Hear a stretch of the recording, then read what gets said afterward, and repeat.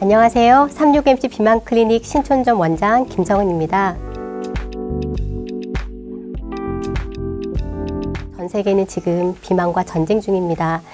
무시무시하지만 또 잘 와닿지 않는 분들이 많으실 것 같아요. 고도비만이나 초고도비만은 서구권에 고기랑 빵을 많이 먹는 지역 사람들만 생기는 이야기가 아닌가 생각하실 수 있는데요. 오늘 비만이 얼마나 위험한 질병인지, 또 비만이 전신 건강에 어떻게 영향을 미치는지 제가 속속들이 알려드리겠습니다. 초기에는 비만을 그냥 단순히 당뇨나 고혈압의 원인으로 생각을 했었어요. 근데 이제 점점 연구가 진행되면서 비만 자체가 특징적인 증상을 가진 질환이다라고 이제 보게 되었는데요. 1997년도에 WHO에서 비만 자문 보고서에서 비만은 질환이다 이렇게 정의한 게 상징적인 의미가 컸죠. 그러니까 비만의 질병으로 봐야 된다는 건 어떤 의미냐면요. 예를 들면 우리가 고혈압, 혈압이 높다고 해서 몸이 어디가 아프거나 그러지 않거든요. 그렇지만 혈압이 높음으로 해서 여러 장기에 영향을 줘서 전신적인 질환, 나가서 사망률에도 영향을 줄 수가 있기 때문에 혈압은, 고혈압은 치료제를 열심히 복용하면서 적극적으로 치료를 해야 할 질환으로 보고 있죠. 비만도 마찬가지입니다. 우리 몸에 지방이 많다고 해서 우리 몸이 당장 어디가 아프거나 그렇진 않아요. 근데 그 지방이 많은 상태 때문에 여러 가지 전신 질환이 생기고 나아가서 사망률도 높일 수가 있기 때문에 적극적으로 치료를 해야 하는 질환으로 보는 것이 맞죠. 비만으로 인한 질환 위험도는 비만도와 비례합니다. 그러니까 비만이 심해질수록 질환이 생길 확률도 더 높아지죠. 그러니까 당뇨병 같은 경우에도 비만일 때 정상 체중보다 한 2.5배 이상 발생이 증가하게 되고요. 고도 비만이 되면 이보다 더 많이 4배 이상 발생이 증가할 수가 있습니다.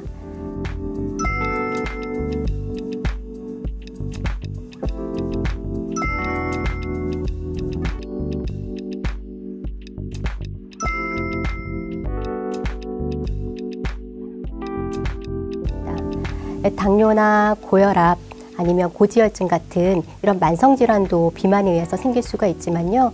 특징적으로 유방암이나 자궁내망암, 간암, 신장암 등 비만에 의해서 높아진다고 알려진 암이 벌써 13가지가 넘어요.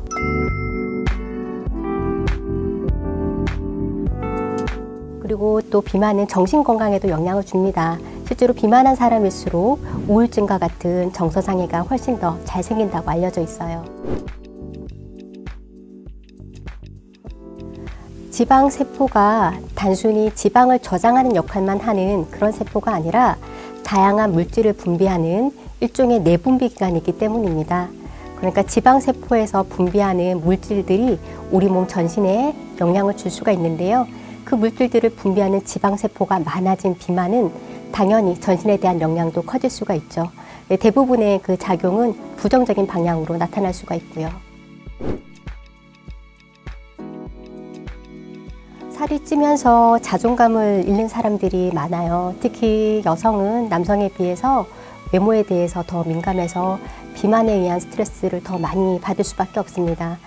비만도가 실제로 우울증의 발생과도 관련한다라고 연구 결과에서도 나타나 있거든요. 특히 이제 비만은 이제 외관상으로서 나타나는 문제이기 때문에 사회생활 중에 또 자존감이 저하돼서 또 우울까지 초래할 수가 있고요.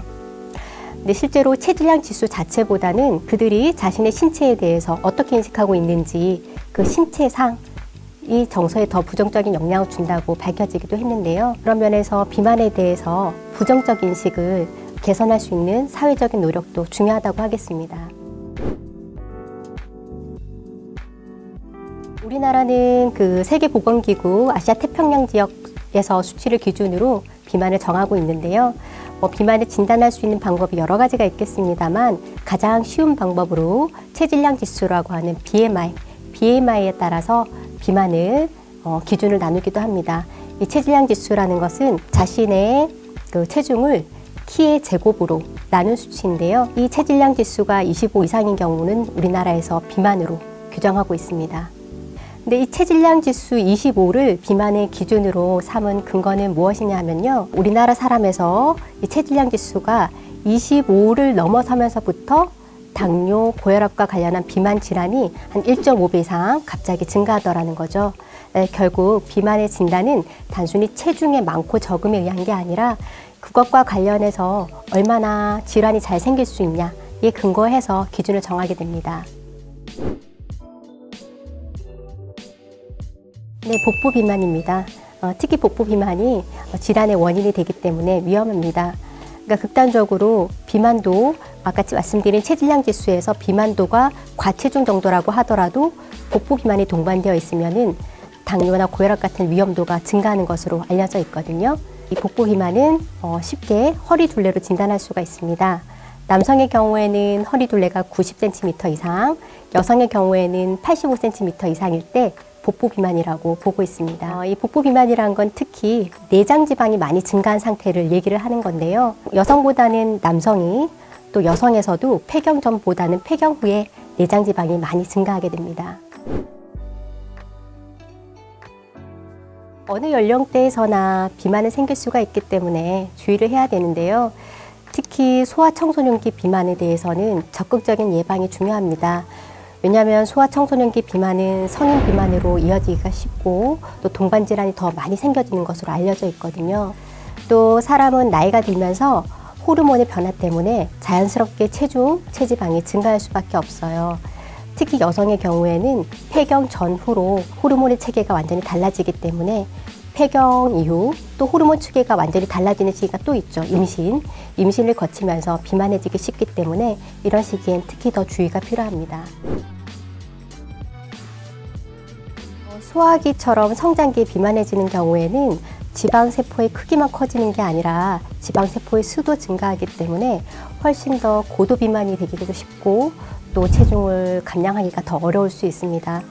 특히 나이가 들어서 같은 소아기에서도 나이가 좀 더 늦게 생긴 비만일수록 성인기 비만으로 이어질 확률이 더 높습니다. 네, 그렇습니다. 이번에 코로나 감염과 관련해서도 비만을 그 감염의 위험인자, 대표적인 위험인자로 규정을 했었죠. 이와 관련해서 연구 한 가지를 소개해 드릴 텐데요. 브라질 상파울로대 연구팀이 비만인이 감염성 질환에 취약한 이유에 대해서 상세히 밝힌 적이 있습니다. 원래 우리 몸에는 외부에서 나쁜 균, 병원균이 침입하면 이걸 없애기 위해서 1차적으로 면역 시스템이 작동하게 되는데요. 이 면역 시스템에 의해서 바이러스나 세균들이 사멸이 되는 거죠. 그래서 건강한 사람은 바이러스와 세균이 들어와도 병에 걸리지 않고 이겨낼 수가 있습니다. 그런데 이 면역세포들 중에서 중요한 역할을 담당하고 있는 호중구가 비만한 경우에는 호중구의 역할이 떨어져 있고 정상적인 사이토카인을 만드는 것이 결여되어 있어서 다시 말하면 정상적인 면역 기전을 작용할 수가 없기 때문에 병원균이 들어왔을 때 질환으로 이어지기가 쉽습니다. 또 미국 국립알레르기 및 감염병 연구소 조사에 의하면 비만인은 정상 체중의 사람에 비해서 A형 독감 바이러스 감염으로 입원할 확률이 8.9배 이상이라고 밝히기도 했습니다. 다시 말하면 비만과 관련한 의료비의 지출이 증가하는 것도 사회적 문제로 인식하고 있기 때문에 그래서 우리가 비만을 질환으로 규정하고 적극적인 관리가 필요하게 된 것입니다.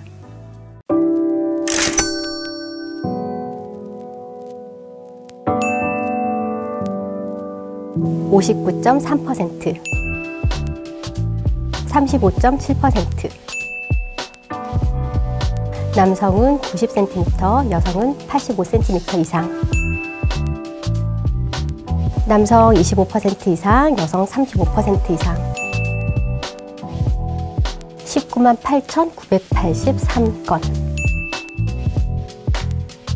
62만 5,144 바트.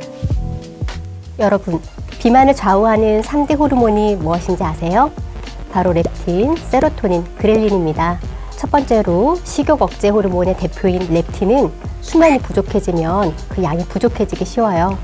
그래서 적당량의 렙틴이 분비되게 하기 위해서 하루 7시간에서 8시간 정도 숙면이 꼭 필요합니다. 둘째, 식욕 조절에 영향을 주는 세로토닌은 하루 30분 이상 햇빛을 뜰 때 많이 분비될 수가 있어요. 마지막으로 셋째, 요즘 유튜브로 먹방 많이 보시죠? 맛있게 음식을 먹는 영상이나 사진을 계속 보면 식욕을 촉진하는 호르몬인 그렐린이 많이 나오게 됩니다. 그렐린 분비를 줄이기 위해서도 먹방 영상은 조금 줄이시고요. 헬스조선 유튜브 채널 보시면서 비만하지 않은 건강한 몸으로 관리해보세요. 이 영상이 마음에 드셨다면 구독과 좋아요 눌러주세요.